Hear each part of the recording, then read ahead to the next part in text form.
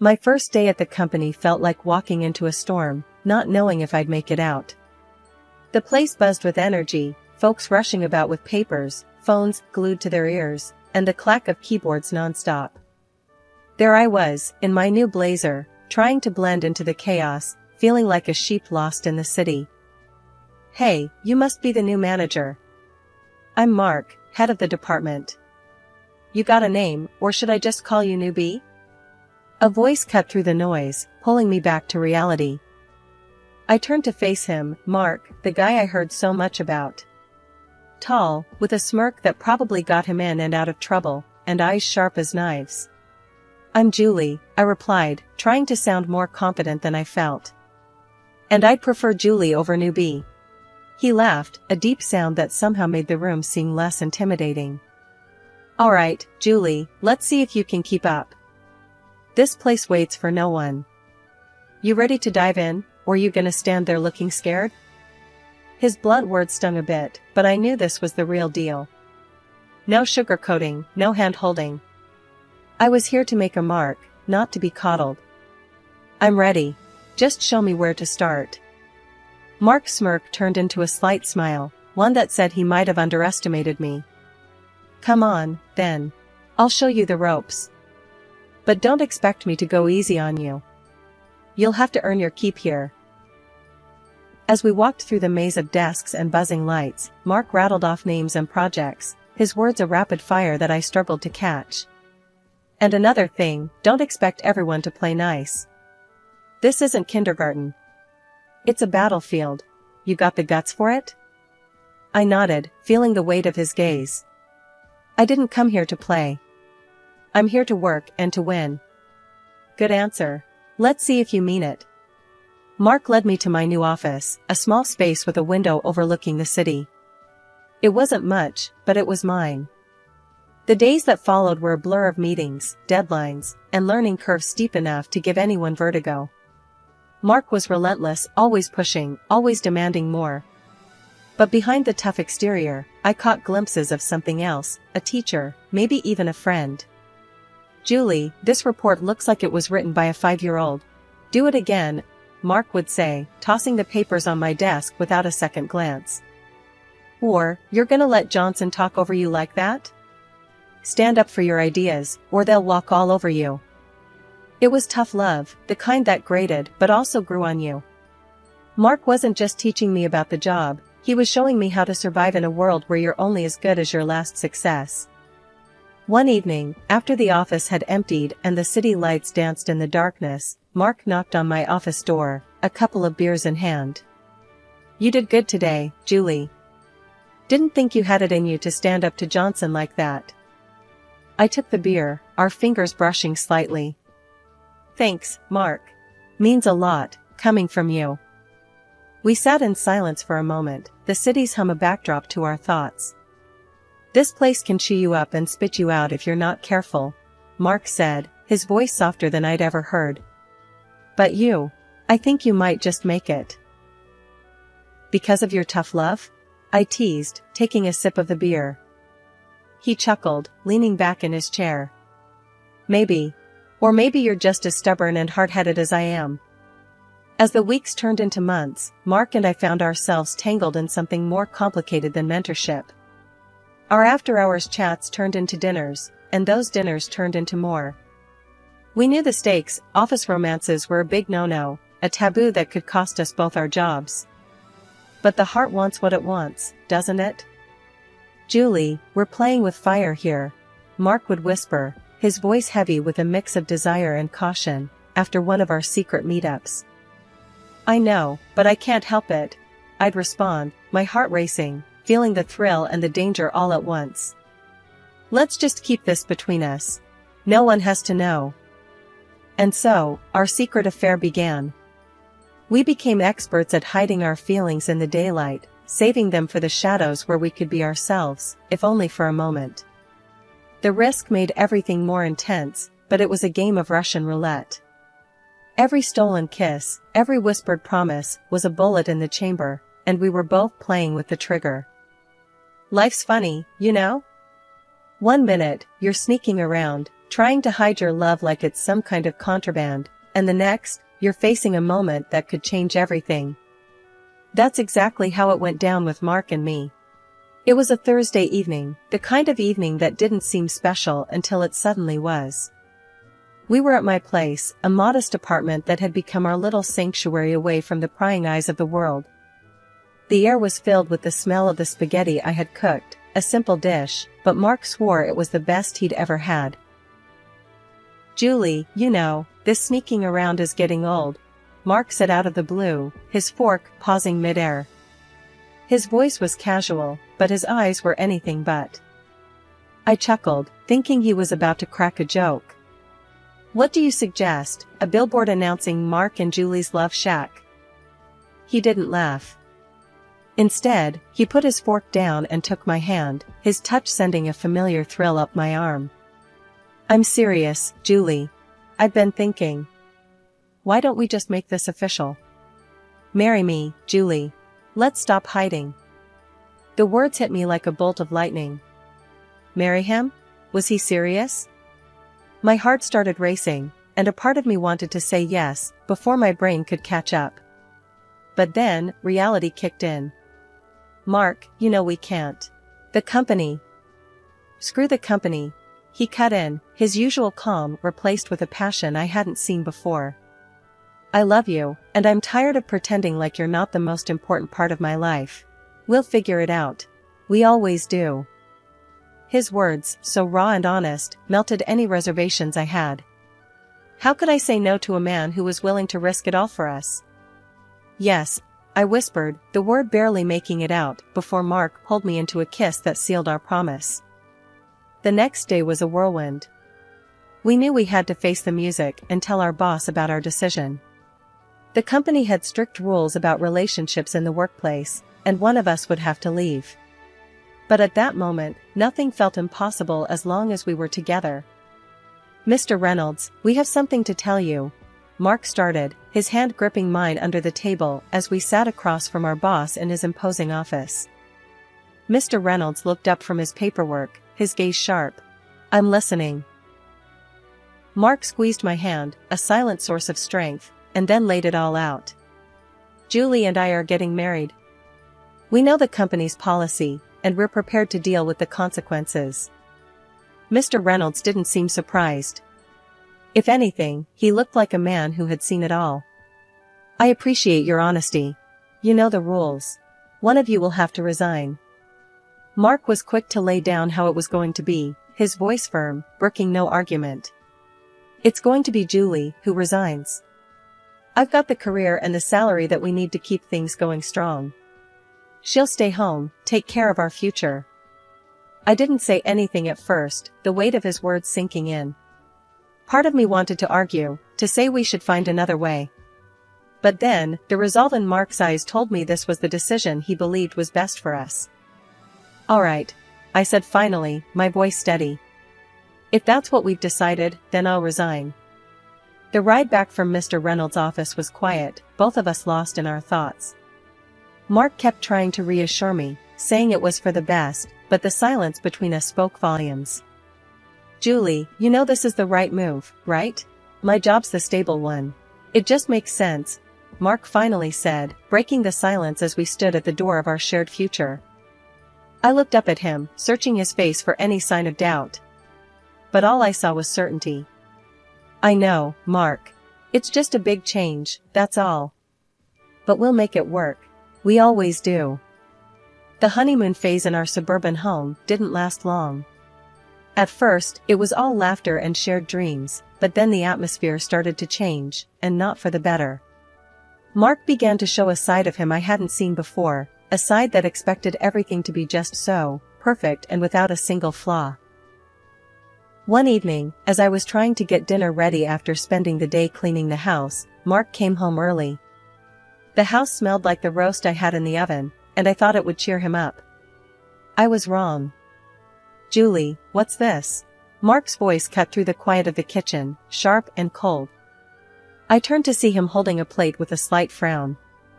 "It's dinner, Mark. I tried a new recipe I thought you'd like," I said, trying to keep my voice steady.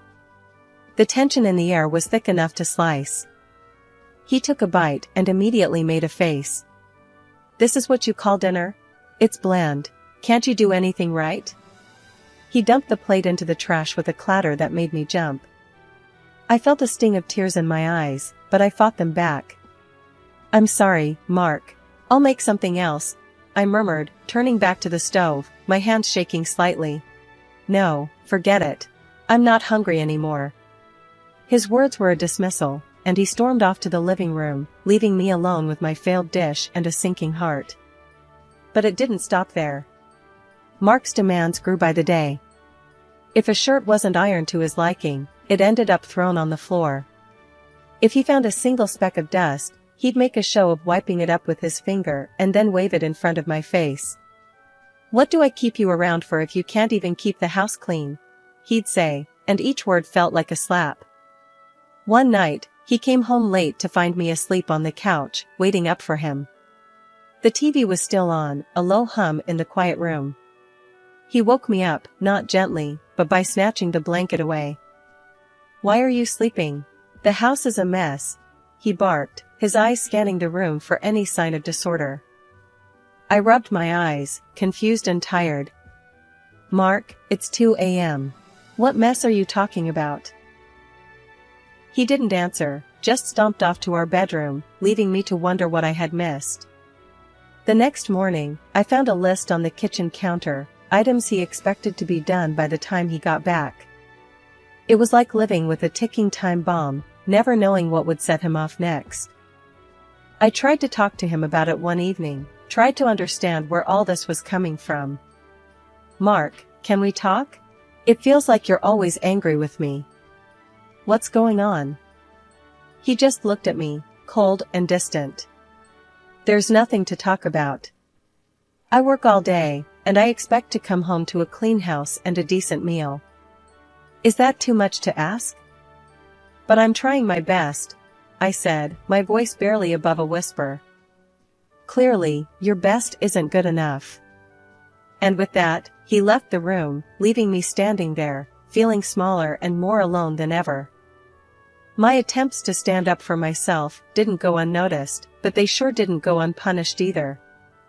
After one particularly heated argument where I dared suggest a divorce, thinking maybe the threat of it would shake him up, he retaliated in a way I hadn't expected. "You want to play tough, Julie? Fine. Let's see how you manage without access to the bank accounts," Mark spat out, his face twisted in anger.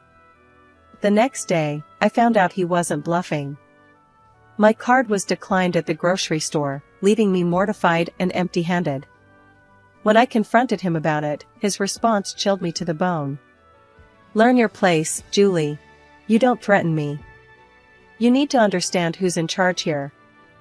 Stuck in a house with dwindling supplies, I felt my independence slipping away. Mark carried on as usual, unaffected, dining out for lunch and dinner, while I was left to scrounge around for whatever was left in the pantry. Feeling desperate, I broached the topic of divorce again, hoping maybe this time it would bring some sense into him. Surprisingly, it did, but not in the way I expected. "Divorce? Are you out of your mind? Do you have any idea what that would do to my reputation?" he hissed. Yet, the day after that conversation, Mark did a complete 180. He came home with flowers, something he hadn't done since our early days, and even arranged a romantic dinner at home, just for the two of us. For a moment, I let myself believe that maybe, just maybe, this was the turning point. Maybe he realized what he stood to lose. Maybe this was him trying to make amends. But like a mirage, that hope vanished as quickly as it appeared. The gentle, attentive man who brought me flowers was gone, replaced once again by the cold, demanding stranger I'd come to live with. It was a cruel game of emotional whiplash, one that left me more confused and isolated than ever. Mark's parents, bless their hearts, saw none of this. To them, we were the picture-perfect couple, living out a suburban dream. Whenever they came around, I played the part, smiling and nodding, while Mark played the doting husband. But heaven forbid I slip up, show a crack in the facade. The consequences, as Mark liked to remind me, were swift. One night, after his parents left from one of their visits, Mark decided my performance hadn't been up to par. "You could have been a bit more enthusiastic tonight." "My parents think we're happy, Julie. Don't ruin that," he said, his tone icy. When I tried to defend myself, to explain that I was doing my best, it only angered him more. "Your best? That's your best? Maybe you need a night on the sofa to think about what your best really means." And just like that, I found myself banished from our bedroom, lying on the sofa in the dark, wondering how my life had come to this. Winter hit hard that year, turning the streets into skating rinks overnight. I remember thinking I should be careful as I headed out to the store, but caution wasn't enough to keep me on my feet. I slipped on the ice, felt a sharp pain, and then nothing but the cold seeping through my coat as I lay there, waiting for help. Passers-by were quick to call an ambulance, and I spent the day in a blur of x-rays and doctors telling me I'd broken my leg. By the time they put me in a cast and sent me home, it was already dark. I tried calling Mark from the hospital, tried to tell him what happened, but all I got was his voicemail. So, I sent him a message and hoped he'd understand. The taxi dropped me off at our house, and I hobbled to the door, leaning heavily on my crutches. The moment Mark opened the door, I knew something was wrong. His face was twisted in anger, not concern. "Where have you been? I come home to no dinner, and you're nowhere to be found," he barked, before even greeting me. I was in shock, pain throbbing through my leg, as I tried to explain. "Mark, I broke my leg. I've been in the hospital all day. Look." I lifted the edge of my coat to show him the cast, thinking surely this would soften his anger. But it didn't. "Excuses, Julie. Always excuses with you. A broken leg is no reason for laziness," he snapped back, as if my injury was a personal inconvenience to him. Tears pricked my eyes, not just from the pain but from the utter disbelief. "Mark, I can't cook or clean properly like this. Maybe we could hire an au pair, just for the 3 months until I'm better?" His response was a laugh, short and bitter. "Spend my money because you can't do your duties? No way. You'll just have to manage." And just like that, I was left to fend for myself. Cooking was a nightmare, each step a new level of pain. Cleaning was even worse, trying to balance on crutches while wiping down surfaces and sweeping floors. Mark watched me struggle every day, offering no help, only criticism if something wasn't up to his standard. That was my breaking point. Not the fall, not the broken leg, but the realization that the man I married had so little compassion, so little love left for me. I was more than just hurt, I was broken, not just physically, but deep down where it mattered most. It was a day like any other, or so I thought, hobbling around on one leg, trying to keep the house up to Mark's impossible standards. The pain was a constant companion, but on that day, it was overshadowed by a growing sense of defiance.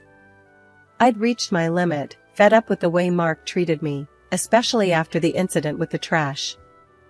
I'd forgotten to take it out, a simple mistake, but Mark turned it into a spectacle. He came home, saw the full trash can, and without a word, dumped it right there on the floor next to me. "Clean it up," he ordered, his voice cold as ice. I did as he said, fighting back tears, the pain in my leg burning with each step I took to tidy his mess. That night, I couldn't sleep, thoughts racing through my head. By morning, my decision was made. I confronted him with divorce papers, my hand trembling, but my resolve firm. Mark just laughed, a sound that made my blood boil. "You think you can scare me with divorce?" he scoffed, taking the papers, but not looking at them. "This time I'm not scaring you, Mark. I'm serious," I said, meeting his gaze, trying to convey just how much I meant it. His laughter stopped, replaced by a smirk. "Fine, I'll sign them. But let's do this properly, go to a lawyer in the city." I should have known it was too easy, too smooth. But I was desperate to be free, to end this nightmare. So, I agreed, and we drove together. Halfway there, on the highway, he pulled over, mumbling some excuse about the wheel needing air. "Get out for a sec," he said. I trusted him. I got out. And then, before I could even realize what was happening, he drove off, leaving me there, alone and stranded with my broken leg in the biting cold. Panic set in, but I had to act. I called him, using the recording function on my phone, because I needed evidence, proof of this cruelty. "Mark, come back. This isn't funny," I said, my voice shaking from cold and fear. His laughter crackled through the phone, icy and sharp. "Facing the consequences of your decision, Julie. You want to be independent? Solve this yourself." And then he hung up. I was left standing there on the side of the road, cars whizzing by, my heart sinking. Betrayed, abandoned, but most of all, determined. That's when a car pulled up. To my surprise, it was my former boss, Mr. Reynolds, who also happened to be Mark's boss. His brow furrowed in concern as he rolled down the window. "Julie, what on earth are you doing out here, especially in this condition?" he asked, his voice laced with worry. I hesitated, not sure where to start or how much to share. But then, the floodgates opened. I told him everything, how Mark had been treating me, the accident, and finally, how he left me stranded on the side of the highway with a broken leg. The words poured out, raw and unfiltered. Mr. Reynolds' expression darkened with each word I said. "This is unacceptable, Julie. Get in the car. We're going to sort this out," he said, his tone leaving no room for argument.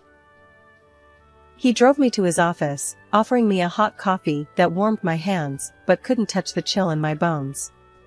After I settled in, he excused himself for a moment. I didn't know what he planned, but I trusted him. He returned shortly, mentioning he had invited Mark over under the guise of an urgent meeting. When Mark walked in and saw me, his face went white as a sheet. "Julie? What?" "Sit down, Mark. We have a lot to discuss," Mr. Reynolds interrupted, his voice calm but with an edge that made Mark comply without a word. Mr. Reynolds didn't mince his words. "Mark, I've been informed of your behavior, both as a husband and indirectly as an employee. It's inexcusable. I can't have someone who exhibits such cruelty on my team. You're fired." Mark tried to defend himself, throwing a panicked look my way. "Julie, tell him you're exaggerating. This is just a misunderstanding." That's when I played the recording of our last conversation, the one where he laughed after abandoning me on the highway. The room fell silent as my voice and Mark's laughter filled the space.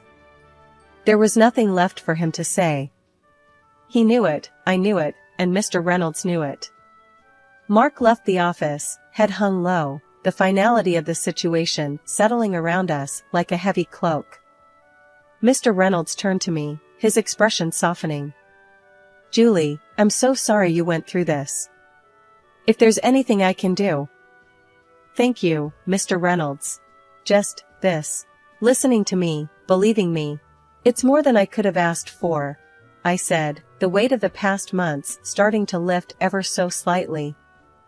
He nodded, understanding. "You're welcome here, Julie. Take some time to heal, and if you ever want to come back, your job is waiting for you." Finally, it was over. The court didn't just grant me the divorce, they ordered Mark to pay me $100,000 for all the hell he put me through. Having that recording was a game changer. It was the undeniable proof that swung everything in my favor. When Mark's parents heard the whole story, they couldn't even look him in the eye. They came to me, all apologies and sorrowful faces. "We're so sorry, Julie. We had no idea." I told them straight. "You've got nothing to apologize for. It's not your fault he turned out this way." But inside, I felt a bitter sort of satisfaction knowing they saw Mark for who he really was. Losing his job was the cherry on top. Mr. Reynolds didn't waste any time showing Mark the door, and he made a point of telling me I was welcome back anytime. So, I went back to work, back to something resembling a normal life. It felt good, walking into the office, knowing I'd stood my ground and came out the other side stronger. With the divorce settlement, I rented a cozy apartment, a little place just for me. It wasn't just a new home, it was a fresh start, a place where the shadows of my marriage to Mark couldn't reach me.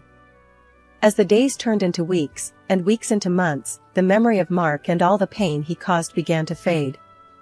I threw myself into work, into rebuilding myself and my life. I made new friends, rediscovered hobbies I'd forgotten I loved, and began to enjoy life again, on my own terms. Sometimes, colleagues would tiptoe around the subject of my divorce, but I'd just laugh it off. That chapter's closed, I'd tell them. I'm all about the next adventure now. And it was true. For the first time in a long time, I felt like I was in control of my destiny. Mark had tried to break me, but in the end, he was just a footnote in my story, a bad memory fading into insignificance.